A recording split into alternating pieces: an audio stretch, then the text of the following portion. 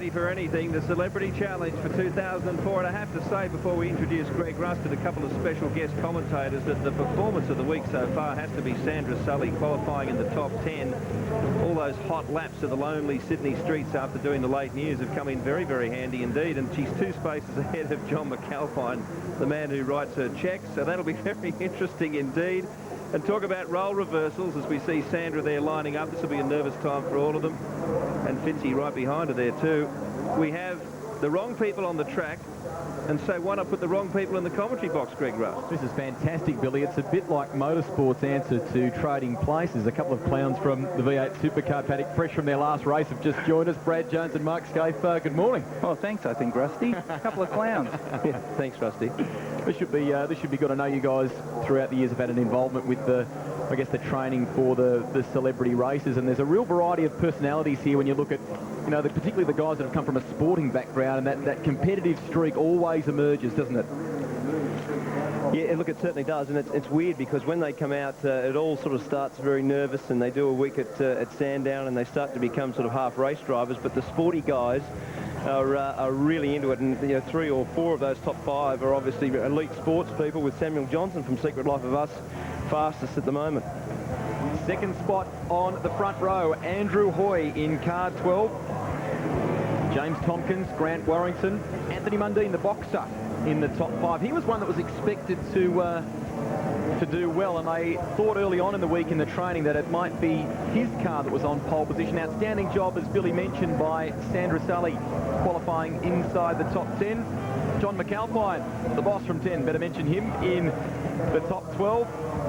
Just ahead of Mark Holden. Big field here, all driving standard BMW 318i's. Former Victorian Premier there, Jeff Kennett, who was always a big supporter of the GP, and now I guess on the other side of the fence is a competitor. Yeah, that's right. Actually, this will be very interesting, Rusty, because all the training and all the things that you do doesn't matter until you get to this point of starting the race at the Grand Prix. They'll be very, very nervous lining up here on the grid. You can see that a few of them didn't know whether to warm the tyres up or just drive along and not do anything. There'll be a bit of white-knuckle fever going on before we get in into this race. Former Le Mans winner Jeff Brabham, no doubt in pit lane somewhere chewing his fingernails madly. He's been in charge of the training of all these drivers during the course of the week. They spent a fair amount of time at Sandown Park here in Melbourne with a team of driving instructors getting ready for the BMW Celebrity Challenge as the build-up continues to the Foster's Australian Grand Prix. Samuel Johnson on the front row from The Secret Life of Us. Now, Rusty, what will happen here is that their left leg will be shaking so badly at the start here. Watch for a car move. There'll be no doubt one of them will have a little shift. Here we go. Olympic equestrian gold medalist Andrew Hoy also on the front row. Row 2, James Tompkins from the Awesome Foursome, a dual gold medal component of the Awesome Foursome rowing team. Here we go. All dramas for Samuel Johnson at the start. He's bogged it down. That's not a good jump, and Andrew Hoy's taken off. He's a great little bloke, and it comes from my area, actually. So what, Brad? Well, he's leading the race. That's a great start, isn't it? Grant Warrington, I thought I'd mention that. Grant Warrington, I think it is, was having a look down the inside as they come through turn 1. He's a guy with an enormous amount of competitive experience in yachting, and of course the line-honours winner of the 2004 Sydney to Hobart yacht race. Johnson on the outside, and tough spot to be in as they worked out here. Well, yeah, he should have edged up. Go on, no, he's got him. That hasn't stopped him turning into his apex, though, has it? You've got to give him a gold medal for encouragement there. One thing, when you're training these guys and you're giving them all advice, they listen so intently, and then when the race starts, they just don't remember anything, really. The retention's not quite what it should be. Dwayne Russell just plucked the headlight out of the first one of them. This is helping Hoy. He has. He's snuck away, hasn't he? James Tompkins also pretty, he's done a good job there in the first lap. Samuel Johnson will be, oh, here we go. Sully with the wide line, I think it is there. Good move. Round the bus. Outside. Fitzy looks like he's missed a gear there, actually. I'm not quite sure what he's up to, but he's away again. Wow, wow, these two at the front have really skipped away, haven't they? James Tompkins is a mad keen motorsport nut. He's into fast cars. He's always got nice cars, so he'd be taking this pretty seriously, I would think. Quite a gaggle of people coming down here, but probably not as much contact as we've seen in some of the past years. They seem to be able to stay out of each other's way somewhat. We touched on before the length of the training that they've got to go through, but perhaps the people at home may not realise they've actually got to get completely CAMS qualified to do this, don't they? We've actually got to go through the whole process and at the end of it, get a CAMS licence, Rusty. So we go. This is a good move, John Fitzgerald up the inside. This is the fastest section of the track in terms of this fast left-right at turn 11 and 12. Didn't make it look that fast, but it is genuinely fast. Mind you should see me with a tennis racket in my hand. I spent some time with Fitzy earlier in the week at Kooyong. He's a mad petrol head, and he hooked up with the boys from Renault, Fernando Alonso and Jarno Trulli. He's followed motorsport throughout the years, and he'd be loving taking part in this. Tim Smith, he'd be laughing to himself. He's one of those guys, seriously, I look at Tim Smith, he makes me laugh. He is one of the funniest blokes in the world.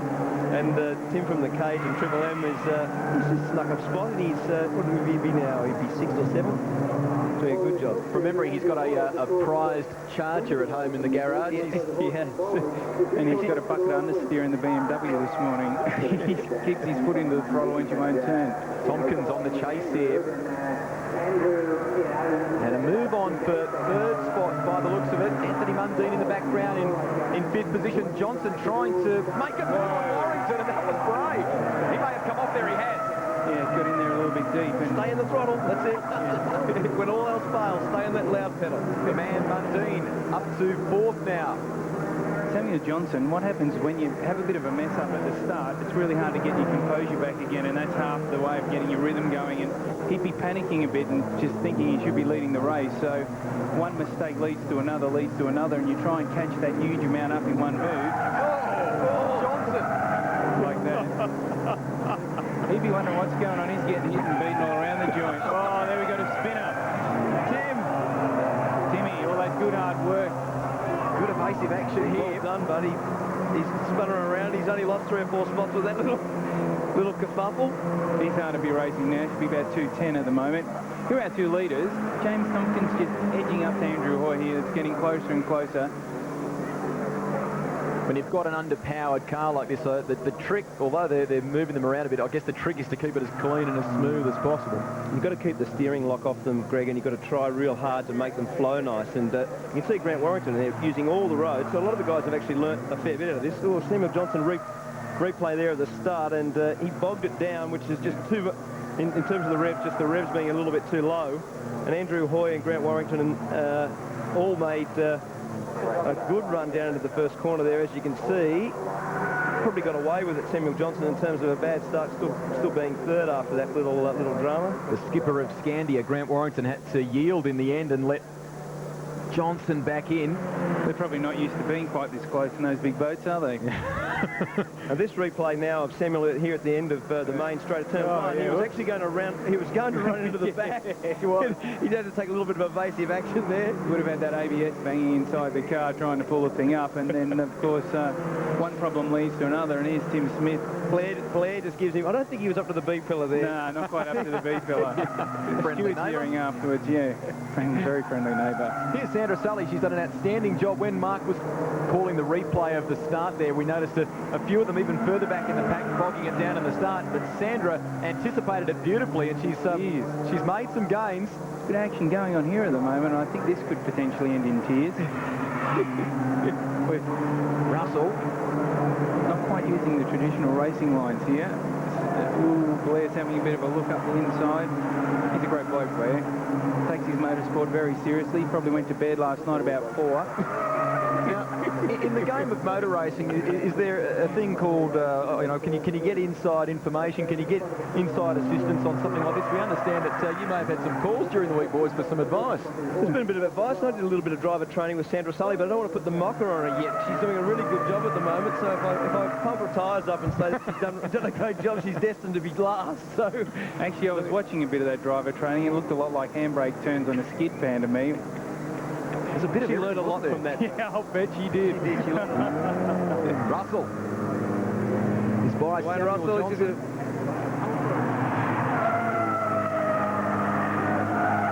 Sandra Sully right now has moved up to 8th position. Yeah, around the outside. That was a very good move. Brave, but very good. Oh, Johnson gone! Break. That didn't quite finish off the way he would have liked. One of the hard things when you're training these people is you teach them where to brake, where to turn, but you can't really teach them what to do when to get in trouble, except jump on the brake as hard as you can and stop it. And of course, when things are sliding around the place, that's not always the first thing they think about. How's the heart rate for the execs from BMW Australia at a time like this? Be up with Samuel Johnson's, I would think. I think Samuel has got his value out of this race today. Oh, yeah. If there was anyone, here we go. Wayne's giving me a bump, but he's got a little bit of opposite on it, and now he's overcorrected. Here we go. Got off the throttle. Brake. Oh, Ty's done a good job. Stick her in first gear and drive away. Yeah, perfect. That was a good move right up to about here. I think there's a lot of 318 parkers that park them like that. Saw someone out of Chadstone doing that on Friday. Yes. The speed hump. Here we go. This is a great battle. We've missed the battle for the lead. James Tompkins is just snuck around. He's just snuck past here, and this will be a great battle now because there's a bit of slipstreaming going on there with Andrew Hoy. Up the outside.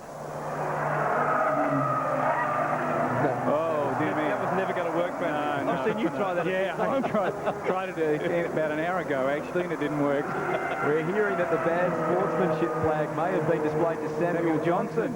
Oh, I don't know that that's really fair. That happened himself, but I wouldn't say that he hurt anyone. Actually, from memory, Samuel's had an interesting build-up to this race. He did a charity unicycle ride all the way from Melbourne to Sydney for charity very recently, so He should be able to get on that brake pretty hard. Then his legs would be pumped up, wouldn't they?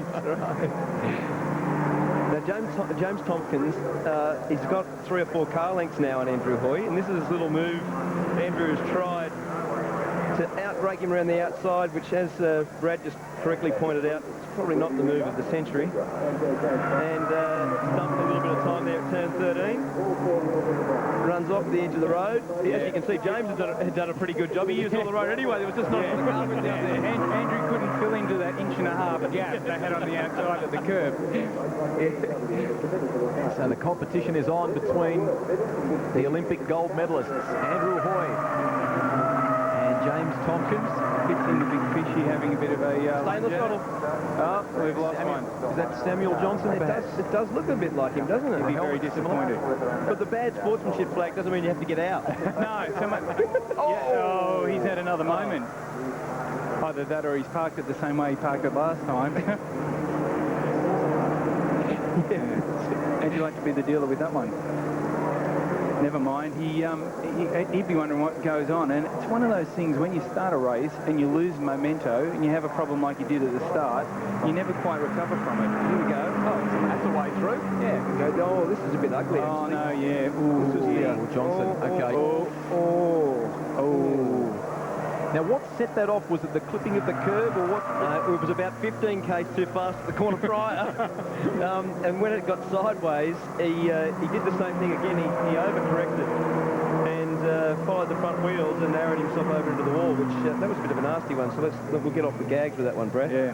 It's all about throttle control and steering. And what happens is when they've got a bit of lock off and they get off the throttle, the car flicks around the other way and that gets them into trouble. This will be an interesting one now, won't it? The boss.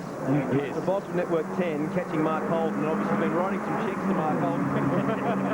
This idle deal, he'll be up alongside. I'd say if he's flashing the lights, Mark will let him straight past. Bit of a light flash and Mark will just pull over to one side. Do you think Mark will be as harsh in his assessments of John's driving as perhaps he might be on Australian Idol? No, I don't think so. It wouldn't be good for his career. Not really. And they're both chasing Sarah Henderson, so they're obviously both doing a great job. I wouldn't say that. I think they're all running around 15th, 16th and 17th, so the first one to use the whole of the road will probably leapfrog the other two, I think.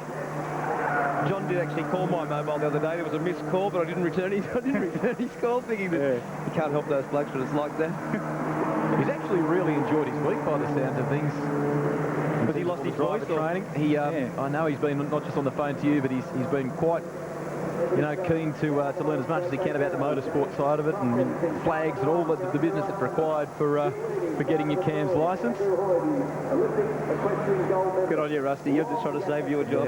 Yeah. Good on you, Rusty. Nice comments. I can remember what it was like with those celebrities. They didn't go to bed too early, let me tell you. They have a very, very enjoyable week. Mundine and Warrington battle for third spot. This is the last lap, so the line honours winner of the Sydney to Hobart yacht race and the boxing champ, former rugby league player, going at it in third spot. I don't think it's going to be a fair contest. One's in a full contact and the other one doesn't get within half a kilometre of his fellow competitor. So no prize for guessing who's going to win this one. There we go. Tim with a big comeback. Oh, he locked the backs. Tim Smith's coming back from that spin a bit earlier. Reece Muldoon doing a good job when you consider that he started well down the order. Sully there. I think that hour on the skid pan has done a great job there for Sandra. She obviously got a natural ability. What you're saying is my tuition's done absolutely zero, aren't you? Probably scared I say it. No, I watched. It was very impressive from where I was standing. Probably and I watched the whole thing. In awe. Opportunities running out for Andrew Hoy. But it'll be interesting to see what happens in the last couple of corners, because James will want to win this. So if Andrew starts to attack a bit, he could end up catching him. But catching him and getting by him are going to be two different things. Let's hope he doesn't pull that same move again 2 corners from home. Huge gap back there from Andrew Hoy to Grant Warrington, and now Anthony Mundine a couple of car lengths behind. Anthony Mundine's done a really good job. Apparently, Peter McKay was saying he was very fast from the minute he jumped in the car. Good team of people in charge of the driver training, one that Brad alluded to there, motorsport journalist Peter McKay. We've seen Thomas Mazira in pit lane watching on in earnest as well, keeping an eye over the progress of these guys. And it's Jeff Brabham, one of the greats of Australian motorsport, who had a very successful career in America, a former Le Mans winner that's in charge of all the training of these recruits for the week of the Grand Prix. And I think with the level that blokes like James Thompson operate at with his rowing, really the last 3 or 4 corners, he'd be pretty calm. He knows what it takes to win a race. I don't think it matters whether you're in a car or on a boat. He'd be just making sure he does everything right, nice smooth throttle application using all the road. And unfortunately, Andrew can't get to him. And he's driving it really well, isn't he? He's driving it really smoothly, using all the road. And clearly those 2 guys have strutted the field. Well, not a mark on it. And James Tompkins takes out the celebrity race, the BMW Celebrity Challenge. Been watching plenty of Formula 1 races, swerves towards a checkered flag, like a real pro. Oh, here we go here. Mundine and Warrington is at battle for third spot, neck and neck as they work towards the finish line. Mundine may have pulled the move here. Gee, that around the outside move. Can you believe that worked? No, Warrington got there. Yeah, okay. And Mundine in 4th position. It's on still as they keep coming across the finish line. McDonough just missing out. Whoa, bit of contact. Blair and Wayne Russell run into each other over the line. That's a goodie. This guy's looking slightly second-hand. Paul Salmon just in behind that, and Sandra Sully. Oh, Blair's off the road. Mightn't have noticed a checkered flag come out. She's got that used look, Blair's car too, hasn't it? That poor dealer's going to get that on his showroom floor next week. John McAlpine up the inside of Mark Oldknow. What did we say? Mark had lifted up the throttle. No, he didn't. There you go. Well, plenty of action for you and more than a fair bit of damage. The winner, though, was James Tompkins from Andrew Hoy, the Olympic gold medalists, shooting it out in their cars, coming home with virtually no scratches on them. Sandra Sully, a good job. And we thank both Brad Jones and Mark Scape for their time and wish them all the very best, I guess, guys, for the upcoming first round of the V8 Supercar Championship on the streets of Adelaide. This is the Foster's Australian Grand Prix. The countdown continues on the other side of this. Stay with us.